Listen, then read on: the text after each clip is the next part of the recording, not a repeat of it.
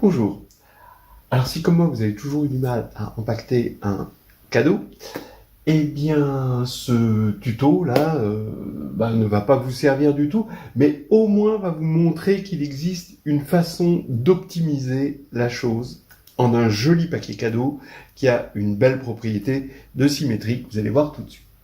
Prenons X, un convexe compact du plan R2. Pour l'instant, on est juste dans R2, euclidien évidemment. Et on veut empaqueter, donc imaginons que X c'est ce convexe en rouge, vous pouvez imaginer être une pizza si ça vous inspire, et vous voulez l'empaqueter. D'accord ? Donc empaqueter, on va le définir, empaqueter par un rectangle déjà, dans un premier temps. Comment on va l'empaqueter ? Alors, on va se donner une direction, donc je vais me donner une direction comme ceci, d'accord ? Et dans cette direction, donc je pourrais prendre n'importe quelle direction, je prends celle-ci, et dans cette direction, comme X est convexe, voilà, il va y avoir des droites de cette direction qui ne vont pas le toucher, et ensuite, en s'approchant ici de X, et en balayant, tout en gardant la même direction, on va trouver ce qu'on appelle une droite de contact de cette direction pour X. Et cette droite de contact va laisser X sur un demi-plan, et ensuite il y aura une autre droite de contact, toujours unique, qui va laisser X sur l'autre demi-plan. Voilà. Et maintenant, vous prenez ces deux droites, d'accord ? Et vous gardez ces deux droites, et vous prenez la direction orthogonale, perpendiculaire. Donc ici, vous faites pareil ici. Et donc, finalement, il y a des théorèmes, que je passerai sous silence, sur l'existence et l'unicité d'une direction donnée pour obtenir une droite de contact, plus généralement un hyperplan de contact, un convexe quand on est dans d'autres dimensions. Et là, on obtient un rectangle. Bon, c'est pas trop difficile de se convaincre que si X est convexe compact du plan R2, eh bien, il va y avoir un rectangle qu'on va appeler rectangle circonscrit. Mais la question, c'est une question d'optimisation. Est-ce qu'on peut trouver un carré circonscrit ? D'accord ? Donc ici, j'ai essayé de dessiner quelque chose qui pourrait être convaincant comme étant un carré circonscrit du même X ici. Eh bien, la réponse est assez facilement oui. L'affirmative va venir tout simplement d'un théorème de topologie qui est le théorème des valeurs intermédiaires. Alors, allons-y et montrons le fait qu'on peut avoir un carré circonscrit. Donc, je vais partir de S1, d'accord ? Et je vais regarder des vecteurs, comme ça, de S1, qui sont paramétrés par θ, l'angle, un angle, voilà. Bon, on va dire que l'angle nul, c'est comme ça, à l'horizontale, etc. Et donc, à un vecteur, normé finalement, puisqu'on est sur S1, j'associe la fonction f de u, qui dépend de x, x c'est le convexe compact fixé, ça va être la distance entre les deux droites de contact de x de direction u. Donc ici, quand u est comme ça, j'ai pris u comme ceci, voilà la distance entre les deux. Vous avez deux droites parallèles, donc elles ont une distance, et on va appeler f de u cette distance-là. C'est toujours pareil dans ce genre de problème, on va quand même affirmer des choses qu'on ne démontre pas rigoureusement pour pas rentrer dans des détails scabreux, mais on se doute bien que f va être une fonction continue de S1. Et on va poser maintenant g de uθ est égal à f de uθ moins f de uθ plus pi sur 2. D'accord ? Donc, on regarde la différence entre les deux. D'accord ? Pour le convexe est toujours fixé.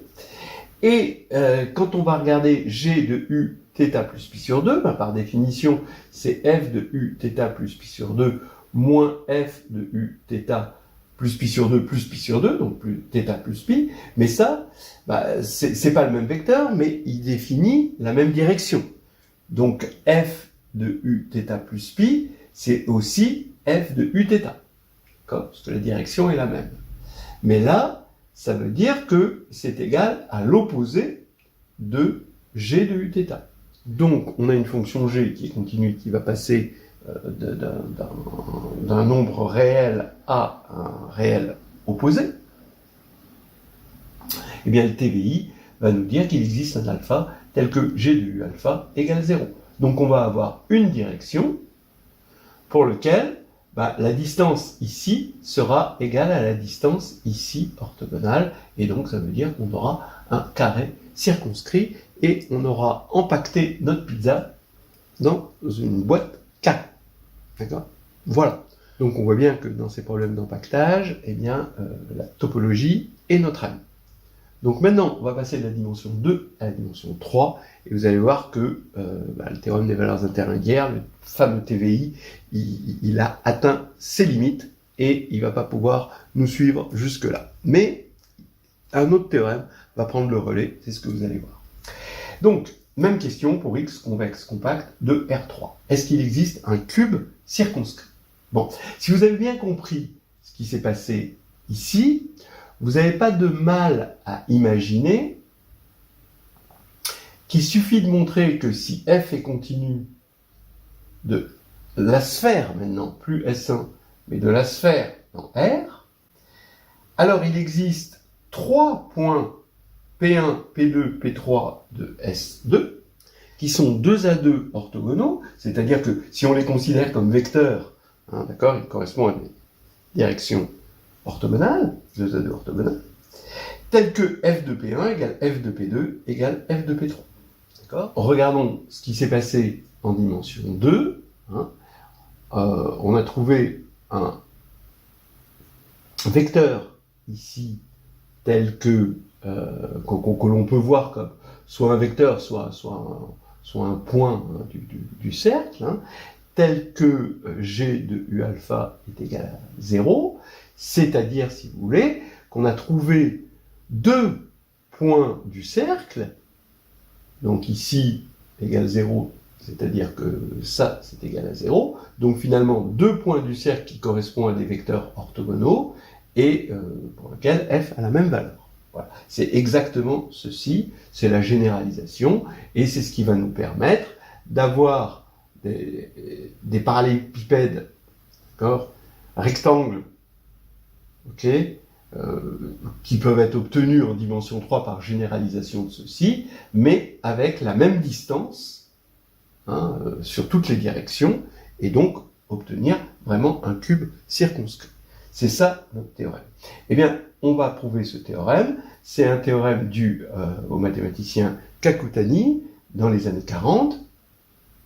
Et ensuite, ça a été généralisé à toute dimension par Yamabe et Yujiro. Voilà. Mais on va regarder juste pour la dimension 3. Donc on va montrer ce théorème de Kakutani, comme quoi si on a une fonction de S2 dans R, alors on va avoir 3 points, 2 à 2 orthogonaux, qui ont la même image pour cette fonction continue. Bien, j'ai oublié de mettre continu, mais là, on s'en doutait, continue. Alors, d'ailleurs, ça ne sert pas qu'à empaqueter des objets, vous voyez bien que ça veut dire, par exemple, je sais pas moi, que sur notre petite planète Terre, eh bien, il y a 3 points, il y a toujours 3 points orthogonaux, d'accord, avec la même température, ou la même pression, ou le même déni du réchauffement climatique. Donc vous voyez bien que, bon, ça peut être utile à des tas de situations, et pas que pour empaqueter dans des cubes.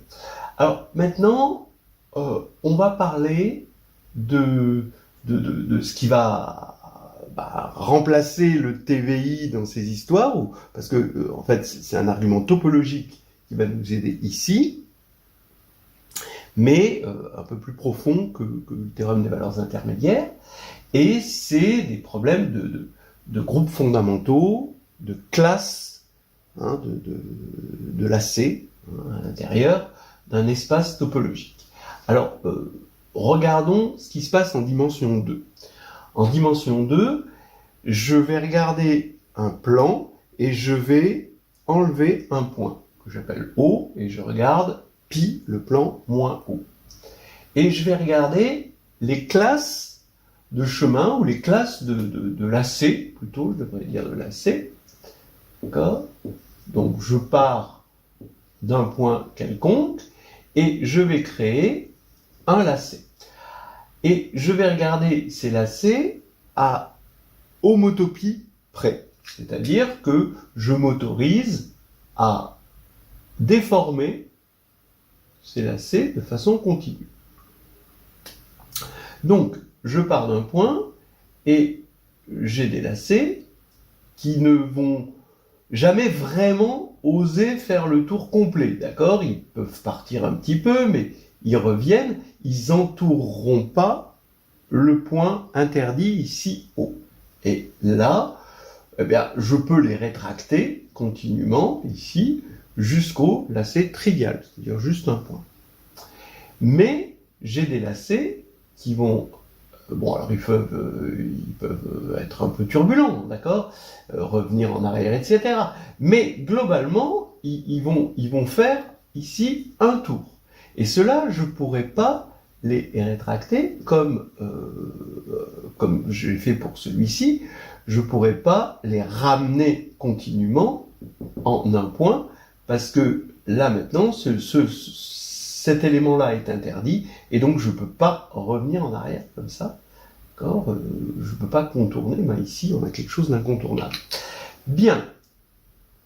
Donc en fait, on a fait le tour de quelque chose d'incontournable et on est tombé sur une classe de lacets à homotopie près qui est une classe de 1 dans Z. En fait, on se rend compte que le groupe, alors pourquoi c'est un groupe ? Parce que ces lacets qui partent d'un point et qui reviennent sur ce même point, c'est bon, on va dire des chemins qui partent d'un point et qui vont vers le même point, et ben c'est muni de la concaténation, évidemment, des chemins, et que quand on passe au quotient en disant que deux lacets sont homotopes si on peut passer continuellement de l'un à l'autre, ben cette concaténation est compatible avec le passage au quotient. Voilà. Et donc on a un groupe fondamental et on a que Z, c'est le groupe fondamental de pi moins 0 dans le sens suivant, à un entier. Je lui associe la classe des lacets autour du point qui a été choisi, qui correspondent, qui font n fois le tour, dans un sens ou dans un autre selon le signe de n, hein, et c'est exactement la classe. Et en plus, quand on va concaténer un lacet de type n avec un lacet de type m, ça va nous donner un lacet de type n plus m. Alors maintenant, si on passe à SO3, le groupe SO3, le groupe des rotations, eh bien il se trouve qu'il y a un résultat important qui dit que le groupe fondamental de SO3, c'est Z sur 2Z. Alors, toutes ces choses-là, je ne vais pas trop les expliquer, je vais juste dire, pour lui, pour le premier, ça vient du fait que quand on prend l'exponentielle et qu'on va dans S1, qui est rétracté ici de ça, eh bien, j'ai une surjection et que son noyau, ici, c'est Z. Alors, cette surjection, j'ai un morphisme surjectif de groupe, ici. Ici, je vais mettre T, et ici, je vais mettre exponentielle de 2pi t, et ça, c'est la sphère dans C étoile. Voilà, le cercle de C étoile. Et là, le noyau, on a un morphisme de groupe, et le noyau, c'est Z. Alors que ici, c'est un petit peu plus compliqué. Vous pouvez le voir dans Histoire hédoniste de groupe et de géométrie. On a SU2 qui est homéomorphe à S3, la sphère S3. Et SU2 est un groupe, c'est le groupe spécial unitaire, complexe, hein, ici, et qui va sur SO3 et qui a pour noyau Z sur 2Z. On le fait dans Nouvelle Histoire Hédoniste, dans le chapitre 7, avec les quaternions. Voilà. Donc, on a ça. Et le fait que R est simplement connexe et que la sphère S3 est aussi simplement connexe va faire que ça, c'est exactement le groupe, on montre que c'est le groupe fondamental de ça. Et donc, ça, c'est le groupe fondamental de ça, qui est aussi le groupe fondamental de ça. Donc, je ne vais pas rentrer plus dans les détails, sauf que je vais vous montrer un petit quelque chose. Que veut dire SO3? Ici, on comprend avec le nombre de tours que le groupe fondamental, ben, ça va être Z. Ici, on a plus de mal à le voir, et on le voit, ce truc-là, avec le principe de l'assiette à soupe. C'est-à-dire que quand on fait un chemin à l'intérieur de SO3, donc un chemin, ça va être une suite continue, si vous voulez, hein, de rotation, et qu'on fait deux fois le chemin, eh bien, alors on peut faire des chemins qui sont non triviaux, d'accord, comme on a fait ici, c'est non trivial, alors qu'ici, c'était un chemin trivial. On peut faire des chemins non triviaux, puisqu'on a un élément non trivial ici, mais quand on le fait deux fois, alors on obtient un chemin trivial. Ce qui est difficile à voir ici, parce que quand on tourne deux fois dans le même sens, ben, on n'a pas trivialisé les choses, au contraire, on les a compliquées. Mais on simplifie les choses en les faisant deux fois, c'est la magie de SO3. Et donc, c'est le principe de l'assiette à soupe, et vous pouvez imaginer que c'est une assiette à pizza, mais là-dedans, j'ai rien mis, hein, parce que j'ai peur de faire tomber. Alors, qu'est-ce que c'est que le principe de l'assiette à soupe? Si vous voyez, vous avez ici votre assiette, et ici, c'est l'identité, d'accord, de SO3. Je vais faire un chemin qui va partir de l'identité, et un chemin non trivial dans le groupe, voilà, dans le groupe fondamental, et je vais le faire ensuite deux fois, et vous allez voir que c'est, je vais trivialiser en le faisant deux fois. Donc ici c'est l'identité, et je commence à faire une rotation, et mon bras donne l'axe de la rotation, et là je tourne, je continue à tourner, vous voyez. Et là, je vais revenir au point de départ, c'est-à-dire que mon assiette est revenue à la tournée, mais elle est revenue sur le point de départ, mais vous voyez que ici, l'axe s'est opposé, mais finalement ça fait le même axe, parce qu'un axe et un axe opposé, c'est exactement la même chose. Mais ici, je suis assez mal, quoi, hein, je peux pas dire que j'ai trivialisé la situation. J'ai même une crampe. Là, je tourne, je vais refaire deux fois pour soulager ma crampe, et je le fais une deuxième fois, et là, en le faisant une deuxième fois, je suis retombé sur quelque chose qui était trivial, et ça y est. Bon. Principe de l'assiette à soupe, c'est terminé. C'était pour donner une idée de ce Z sur 2Z. Je fais un truc une fois, je le fais deux fois, et je trivialise. Donc maintenant, on va attaquer le théorème de Kakutani, armé de ces instruments topologiques qui sont au-dessus du TVI, hein, faut bien reconnaître. Alors allons-y. Voilà, bon, pour le début, on va prendre les 3 points standards de forme normale, on va dire, orthogonaux de la sphère, hein, d'accord, donc comme ça, d'accord. Et puis, je veux des points 2 à 2 orthogonaux, bah, je vais en obtenir suffisamment en faisant agir ici SO3 sur le triplet de ces points, d'accord. Donc comme ça, je fais agir, j'ai toujours, SO3 va conserver l'orthogonalité, hein, c'est pour ça que je le prends, et il est connexe en plus, hein, donc c'est bien, et je vais regarder tous les points que j'obtiens en passant par sigma, ou plutôt ici sigma moins 1. Donc je vais appeler phi l'application de SO3 dans R3 qui a sigma de SO3, associe f de sigma moins 1 P1 0, f de sigma moins 1, P2 de 0, f de sigma moins 1, P3 de 0. D'accord? C'est bien défini, hein, ça reste sur la sphère. Et donc je vais bien dans R3, et c'est continu. Bon, et je veux montrer qu'il existe un sigma tel que phi de sigma. Je veux montrer qu'on a l'égalité ici, hein, donc on peut avoir pour un certain sigma l'égalité. Et pour ça, que phi de sigma est engendré par le vecteur 1, 1, 1. Comme ça, j'aurai pour mon triplet de points là, là, là, eh bien j'aurai f de P1 égale f. Donc ça ce sera P1, ça ce sera P2, ça ce sera P3, et f de P1 sera égal à f de P2, ce sera égal à f de P3. Donc j'appelle cette droite-là D, et je veux montrer qu'il existe sigma tel que phi de sigma est égal, appartient à D. Donc on suppose par l'absurde que sigma n'existe pas, et dans ce cas-là, regardez ce que ça va nous donner. Ça va nous donner un petit monstre dû à l'absurde. Psi de SO3. Alors pour l'instant, il est dans pi. Alors pi, ça va être la droite orthogonale à D. Donc finalement, on est dans R3 euclidien. Hein, donc c'est le plan d'équation x plus y plus z égale 0. Qui à sigma associe ρ de phi de sigma. Alors phi de sigma, ça a été défini là. Rho de phi de sigma, rho c'est la projection orthogonale sur pi.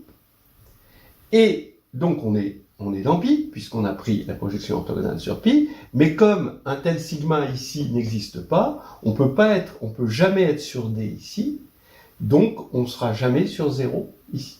Donc on a construit psi qui va de SO3 dans pi moins 0.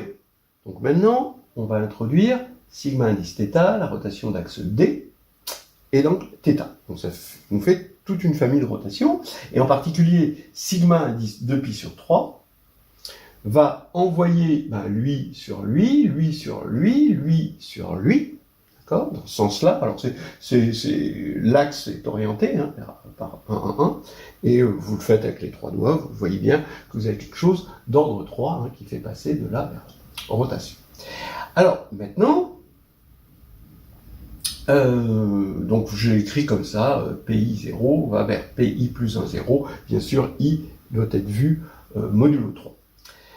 Maintenant, je vais en déduire, donc de cette rotation finalement sur la sphère, ou sur R3, eh bien, je vais en déduire une rotation, mais du plan pi, d'accord, par projection.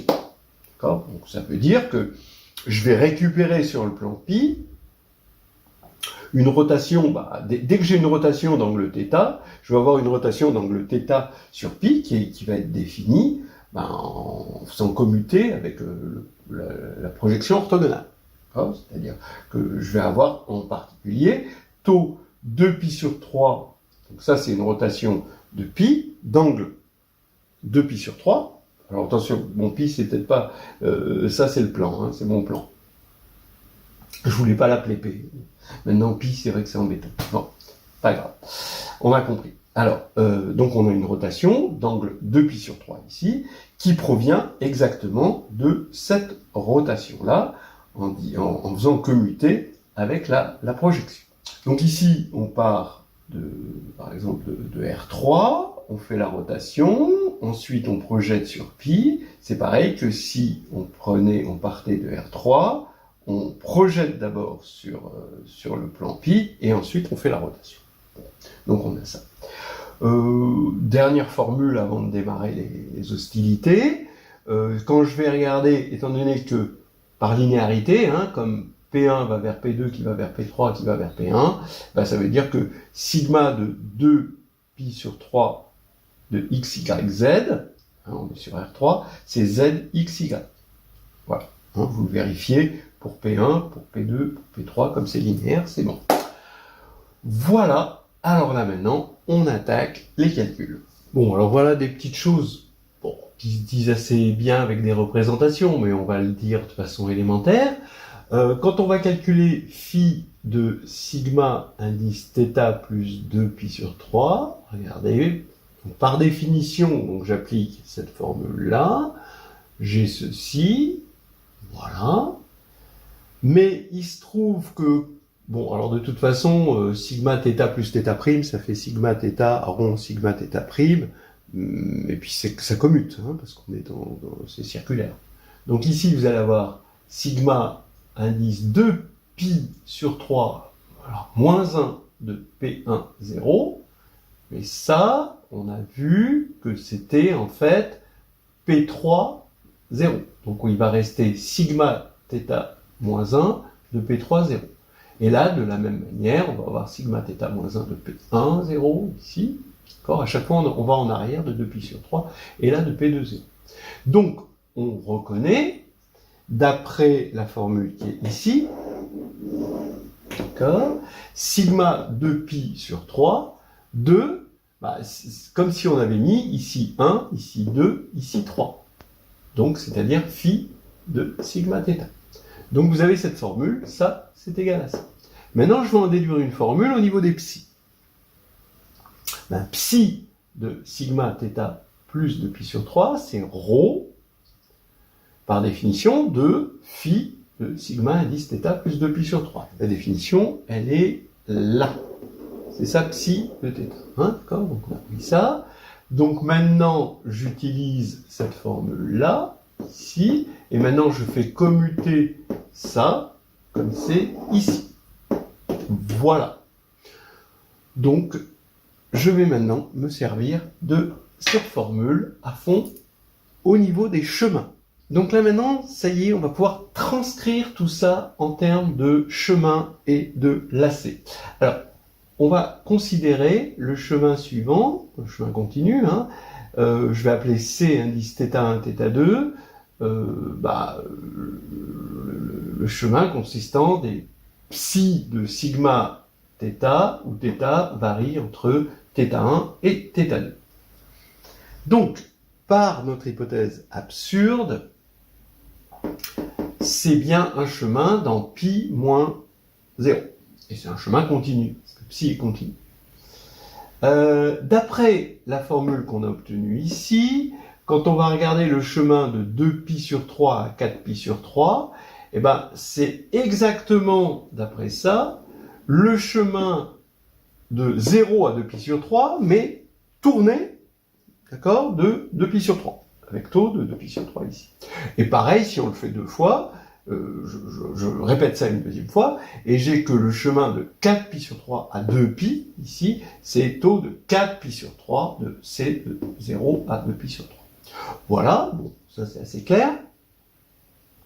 Et maintenant, ce chemin-là, qui est un chemin dans pi moins 0, étant donné qu'il est dans pi moins 0, je peux regarder quel est l'angle alpha qu'il fait au final, d'accord, entre 0 et 2pi sur 3, et en fait il part de psi de